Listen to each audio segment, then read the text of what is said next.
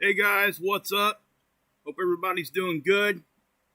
Somebody give me a 5 for 5 in there if you would. Let me check something real quick. Okay, yeah, my mic's on. Alright, just wanted to double check that. Throw me a 5 for 5, guys. I'm actually trying. I want to get this into you guys before we go on.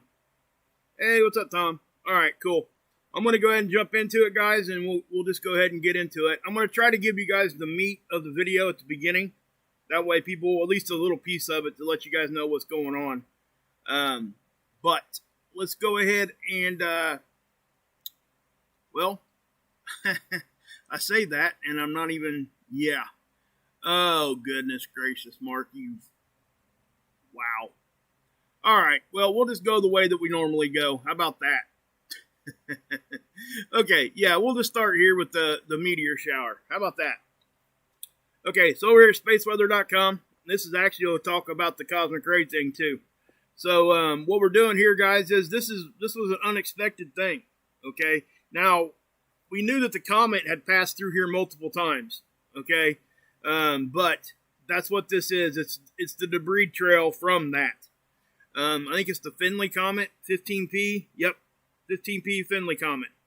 So they're calling it an arid because it's in that constellation. Okay, that's where it's coming out of when you look at it from the Earth. Now, the best place to view this is actually, unfortunately, the Antarctic. Now, I will say this. I've been seeing a lot of reports of meteors. I think there was one in Colorado. Might have been one in Texas and other places around the world. With that being said, this is probably part of it. Now, they're talking about here, and again, I give all the credit here to spaceweather.com. They're the ones reporting on this. I'm just showing it to you. So thank you, spaceweather.com. I show you guys every video because they do a bang up job over here. So, again, the 27th is when this unexpected stuff started happening. And, again, it's from that comet. And this is back in 2015. This is showing you a time lapse. Well, not really a time lapse, just kind of a couple different, captures here throughout time. See the timestamp? That's UTC, okay, Universal Time, and this was back in January in 2015. This thing had a double explosion, I guess, and how they knew is because it brightened up. And we've talked about the brightness of comets and how they're rated and things like that. But this is why they say now the forecasting here, guys, is a huge range. Okay, so basically what I'm going to tell you right here is, well, we just don't know how many we're going to see. As many as 50 an hour up to 1,100 meteors per hour. Okay, now I know that number seems big, but it is large. Okay, that's a lot of meteors for an hour at a time. But we've seen stuff like that before. Okay, does it mean stuff's going to hit the ground? Absolutely not. It doesn't mean that at all. Now, I'm not saying that can't happen. It's just it's not a given. Now, if you were to look at this yesterday, as a matter of fact, let's do that. That said 5 fireballs reported. Now, let's go back to the 4th. Okay? We'll scroll down through here, and I'll show it to you here. 10. Okay, that was a little bit of an uptick, right? It's since then calmed down now, but look on the 5th. I think this is where I seen this one. Yeah, 30. So this is why, guys. Okay, it's this meteor shower is why the fireball numbers are up. All right. If you're wondering what these lines represent, the different colored lines represent different speeds that these things are traveling. I believe the red are the fastest ones here. I think they might even state it here. I'm pretty sure they're color coded by velocity. Yeah, red to fast, blue. Okay, slow is red, blue is fast. Makes sense because red means stop, right? Anyway, hi to everybody in there. It's just now coming on. Hey, Christine, you're doing a bang up job on your channel. I just want to say that, guys. Go check her out, please. She's killing it over there. Anyway, as you can see here, now a lot of these were not even here. Okay, a couple days before this. So I'm going to go to the current day and we're going to go take a look at it. And why I'm showing you this is, again, this was unexpected. They weren't anticipating this. Now, that's a 0.1 lunar distance. Okay, that's a tenth of the way to the moon. That's where this one came. That's as close as it came to the Earth. Now, it's only 2 diameters big, guys. We always got to look at that, and I point this out every time because most of the time they're extremely small when they miss them. All right? So if you go back and you look at the certain dates here, you're going to see how these things started getting added as we got closer to this unexpected meteor shower. Hey, Hilly. ACW. Hey, Rock. So, Andrew, what's happening?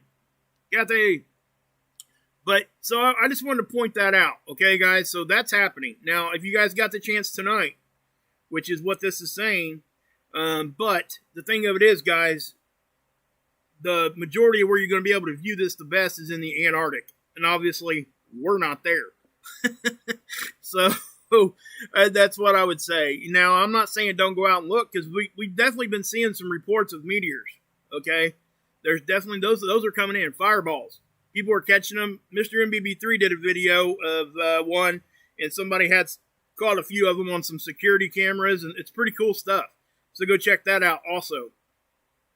But as far as that goes, it's pretty much what the meteor shower I wanted to cover.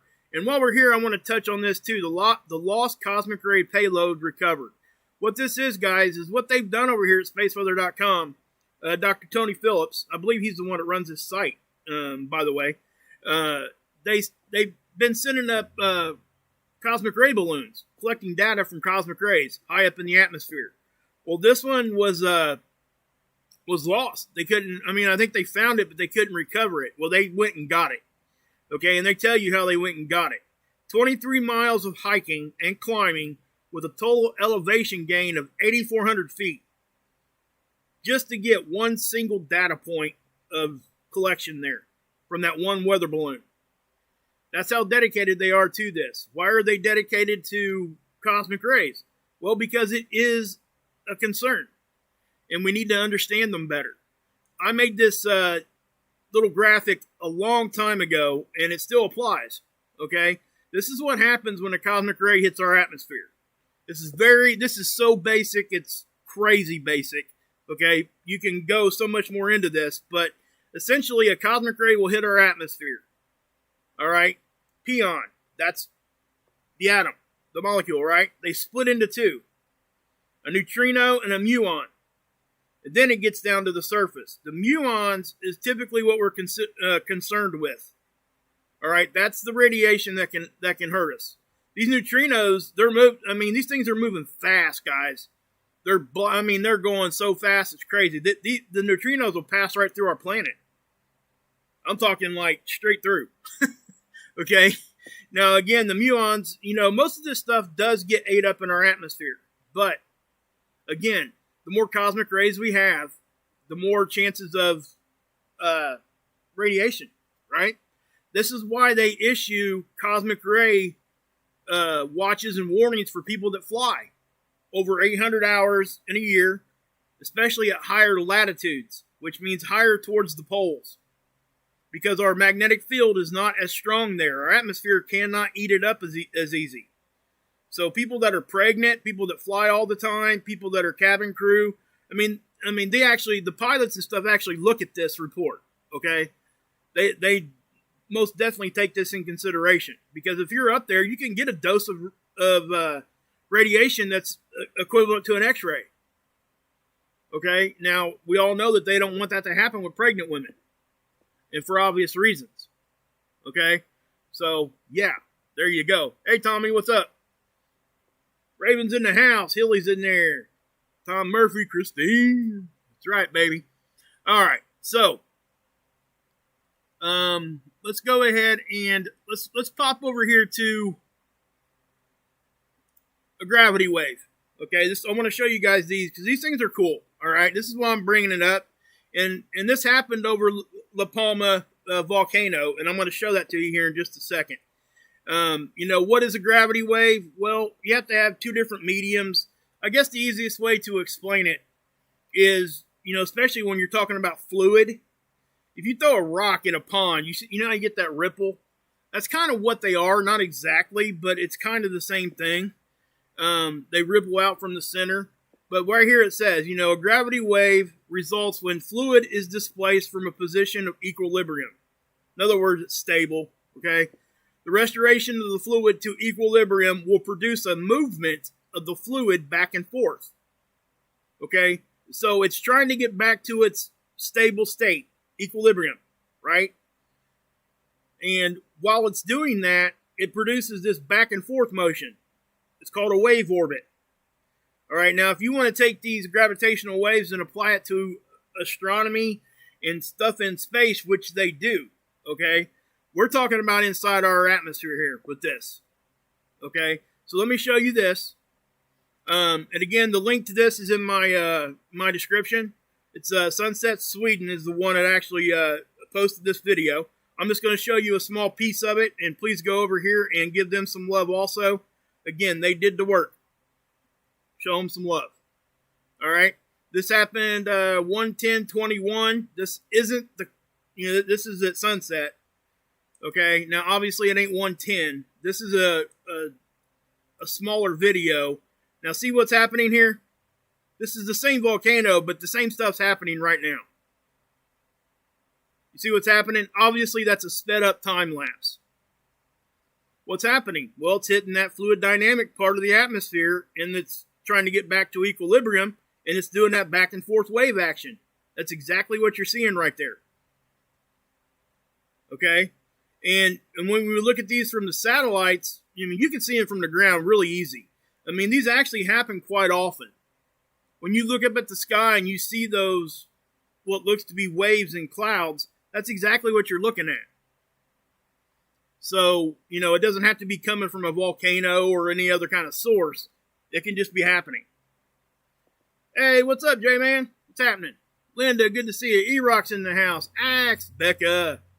Okay, Ricky's in the house. Julie. And by the way, guys, I'm sorry I ain't did a video in a minute. To be frank with you guys, I've been really, really busy, number one.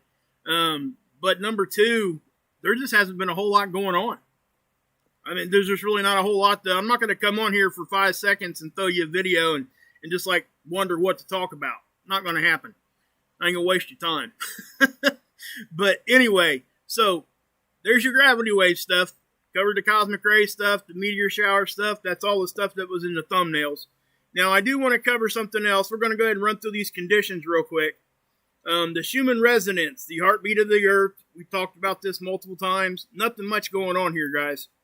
Remember, if we don't have that 783 Hz level, our biological brains and bodies do not like it. We can get sick physically and mentally. People go nuts when they don't have this for an extended period of time. The most, acute symptom that you could point to this thing and say, hey, this is causing this, would be ringing in your ears. If you get unexplained ringing in your ears, first off, please do not hesitate to talk to your doctor. Okay, it would be ridiculous for you not to. But this can offer some assistance on understanding what's going on. The doctors understand this Schumann resonance. They're being taught this now. So there's actually complete departments in hospitals now dedicated to this kind of treatment. So just understand that. They're taking this serious. People with heart issues and equipment that gets put in their body that way definitely applies. Okay? So that's why I talk about it. When this thing really starts to jack up, this is when we're going to start talking about stuff that's really happening. Okay? It's going to show up here almost immediately, and it's not going to go away. So, just saying. Hey, Rose. Hey, Deborah. Okay. So, here is Space Weather Prediction Center. And again, guys, remember, this is that data dropout because the Earth goes between the satellite and the sun. That's what those are right there, so it's nothing crazy. But you can see how, we were actually talking about an extended period of time with the X-ray production being elevated. Well, it didn't stay that way very long. We lost a lot of the sunspots very, very quickly. And right now we've only got 2 of them. And one of them is actually decaying quite quickly. And this is what I said about the sun. It's very volatile. It most definitely can wake back up within the snap of a finger, and it can go back to sleep within the same snap. So just understand that. Here's the first look at your sun there. We got this coronal hole stretching down. If we back this up a couple of days, this would be a little deeper color, and we are going to get some increased solar wind from that. Okay, we're going to connect to that, all the above, right? So just understand that that's going to happen. Now, there's a sunspot grouping over here that it may even have lost all of its characteristics now. It doesn't even look like it's hardly there. Now, this one here, that's a big sunspot. I'll tell you what. Let me do this. Okay, you could probably fit 4 or 5 Earths inside of that thing. Maybe even more. Now, I've always said, guys, you guys got to understand that even though this is here and it's big, does not necessarily mean that it's active. All right? It has to have friends to play with, and it's starting to get some of those back here. Okay? So it will become a flare producer if it gets more friends. It can do it without it, but most likely it needs a little bit of activity back here. Just saying. Okay. Again, our magnometer was, the magnetic field here was reacting. It definitely, we were taking some sort of glancing hit from some solar wind, I believe is what that was. Wasn't that intense, so I didn't even really waste too much time with it. This is the Discover data right here. Now, remember, when this thing gets to -6, that's the angle. When our magnetic field is pointed towards the south, that's when the solar wind and all the stuff from CMEs and all that stuff can really get into our system and give us some issues. Or give us great aurora. It doesn't have to be issues, okay? Now, I know I use that word a lot because lack of better terms, I guess. But we can just sit here and talk about aurora. We can talk about all the good things that happen with this stuff. And unfortunately, you don't get a whole lot of people out there doing that. There can be a lot of bad stuff that can happen too. I get it. I talk about it all the time. But there's also good stuff that's happening. We have to have some of this geomagnetism to do what? To protect us from this. When we don't have very much geomagnetism, these things just pound us. Okay? So there's a balance that has to be struck. I hate it when I hear people just like, yeah, you know where I'm going with that. I'm not even going to waste time on that anymore. But anyway, so as you got the density here, we are definitely elevated. 4 would be normal. That's the orange line. Okay? So whatever we were getting there for a minute, definitely, and it could have been from the phi angle shifting. Okay, what is the phi angle? Well, it's the polarity of the solar wind. It has a charge. It's charged gas. When it flips, that means it's called the phi angle, right? So when that happens, sometimes we'll get a big jolt, and it'll pull on us magnetically, and it'll increase conditions is what happens. Now notice how we close back up, right? Our magnetic field is now pointed towards the north. So anything hitting us right now is kind of actually getting kind of deflected. I see some anchors in there, baby. Heck yeah. Anyway, so you got solar wind speed is right in the middle. I mean, there's nothing even funny about that. I mean, it's just completely normal. Now the sun's off to the left. What are you looking at here? This is our magnetic field, magnetopause, bow shock. Okay, I'm just going to call it the bow shock. It's not exact, but it's close enough to represent it. What is the bow shock? That's where the solar wind meets our magnetic field. That simple. Okay? And you're not really seeing a whole lot of activity there. So, now this is the density. Okay, so what are we seeing here? The bow shock is there, guys. I've heard people say the bow shock went down. Man, they really need to look at some stuff before they go out there and say that again. Because you know what would have to happen for the bow shock not to be there? Our sun would have to go away, number one, or our magnetic field would have to go away. Because it takes both of those to produce the bow shock. So if you're going to say the bow shock is gone, you better understand what you're saying. Because you're making a huge claim right there. And frankly, if either one of those was to ever really happen, we wouldn't be having this discussion. We just wouldn't. Wouldn't be able to, is what I'm trying to say. Now, this is magnetic pressure around our planet. Obviously, there's quite a bit built up right now. Okay? And it's going to take some of that solar wind speed to push that on through. And that's what we're looking at there. So, yeah. Now, we'll go over here to earthquakes. Actually, the earthquakes have calmed down in the past 24 hours. You can definitely see it here. We've only had 29 2.5 or bigger. Okay, that's actually a pretty low number. Now, if we look at all magnitudes, I could change it to worldwide, but I'm not going to. Thank you, by the way, whoever helped me with that. They put in the comment section, they showed me how I could look at all quakes worldwide. I thought USGS didn't post it. I was wrong. So thank you for ever correcting me there. I do really appreciate that because now I can go look at that. But you can see, okay, these are small ones though, guys. Now, why do we care about small ones? Because they point to the bigger ones. Simple as that. We get, obviously out here in California, Nevada, and everywhere else out here on the West Coast, a lot of that stuff is expected. We get that, right? But when you start seeing them up here in Cascadia, if anybody doesn't know what the Cascadia subduction zone is, they need to look it up. I've talked about it 1,000 times here.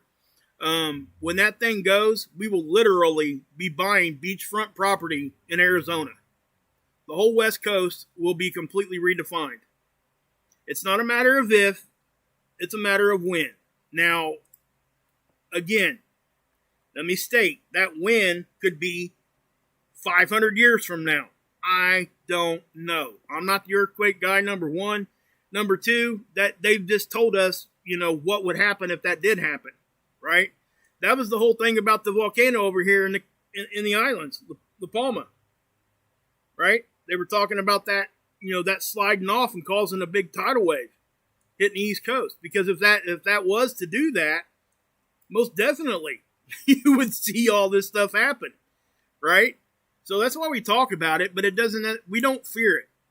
Okay, we're going to be aware, not scared. Because when you're aware, you don't get shocked scared when it happens, and then you make better decisions. When you're scared, you make really, really bad decisions, guys. You really do. Okay, so let me touch on this also. Again, I got some more emails. I'm not going to harp on this, but I'm going to show you guys again so the people that were asking can know. They were asking, why are we seeing things spin opposite directions in the same hemisphere? Well, let me explain that again, okay? What I did there was I raised the elevation. This is a wind map. This is windy.com. I would encourage everybody to go over there and check them out. I'm going to raise this up some. Sorry if you guys hear that mower. They're mowing my yard right now. But see if this, am I even on the right one? Okay, so when we look at these things, we look at direction, right? So I'm going to just dig in here and go. You can see wind direction, right? So when you see these things spinning to the, clockwise and counterclockwise, right? Well, you would think that should not happen that way, right? Well, the reason is, and I've explained it to exhaustion now, is because we got high and low pressure, guys. Okay? People that say that these things are turning the wrong direction, they will never show you high pressure and low pressure right next to each other. If they're spinning opposite directions, you will not find a place on this map to where they're not low and high next to each other. You won't find it. It is not there. This is the reason they do that. Now, they will spin opposite direction of each other in the northern to the southern hemisphere. It has a lot to do with Coriolis and a lot of that other stuff. Okay, I'm not going to get into all that detail. But I did want to touch on this and give you the short answer is, notice how these are all spinning the same direction? Look, they're all low pressure. The one high pressure in the middle of these, what's it doing? It's spinning the other direction. It's doing what it's supposed to. Okay, high pressure goes from high to low, right? In the middle. That's why they spin that direction. Low pressure is doing the opposite. So just letting you guys know that again. Now, I'm not going to harp on it, but I just wanted to bring that up. And also, guys, please go over and check out the lifeboat. We did hit the 4,000 hour mark over there, so now we're going to be able to get a good push from YouTube. It should help us grow over there. I really hope everybody can please go check them out. I've been talking about it all the time because it's just it's a great thing. Okay, if you guys are fighting recovery, if you guys are in recovery, if you guys know anybody in recovery or fighting any of that, please come visit. People will help you, I promise. It's not a question. More than one. So you will get attention. But with that said, and also go check out Rip. Rip's in here. Go check out Christine, Verte. All these guys got channels, guys. Mark Pires, please go check him out. We got to support each other. We don't support each other, what's going to happen? You know what I mean? But I do have to go, guys. I hate to cut it short here. But I believe Tommy's planning on doing a live stream later on tonight over on the lifeboat. If you guys want, and Mark will be live tonight. So come check us all out. I'll be around all of it. So what's up, Arizona? I think I said hi to you already. News. Ricky. Trish, what's happening, Trish? George, good to see you guys. But yeah, I am going to have to go ahead and cut out, guys. So God bless. Yahusha saves. And you can drink this Kool-Aid.